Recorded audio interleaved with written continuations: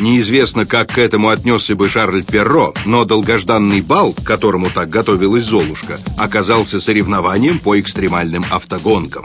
А карета-тыква, в которой девушка прибыла к месту торжеств, превратилась в огромный внедорожник. Фильм «Золушка 4×4» – это тюнингованная режиссером Юрием Морозовым версия классической сказки с юной Дашей Мельниковой в главной роли. Он меня заметил в Орлянке на фестивале на 10-м фестивале всероссийских, на фестивале визуальных искусств на всероссийском. Вот. Он сказал, он заметил меня из тысячи и сказал, вот эта девочка будет Золушкой. Ставка на непрофессиональную актрису, уроженку города Омска, пока себя оправдывает. Взрослые коллеги Мельниковой называют ее бриллиантом.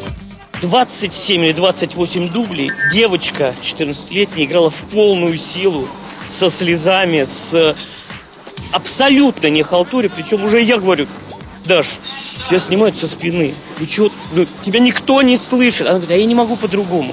Она не может по-другому. Мне даже стало стыдно, что я у нее это спросил, потому что я, старый дяденька, попытался ее заставить халтурить. Владимир Турчинский, Любовь Артемьева и другие актеры получают удовольствие от работы в детском кино.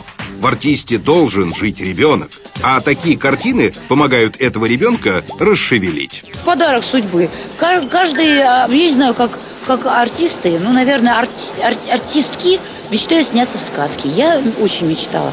Чтобы фею, вообще...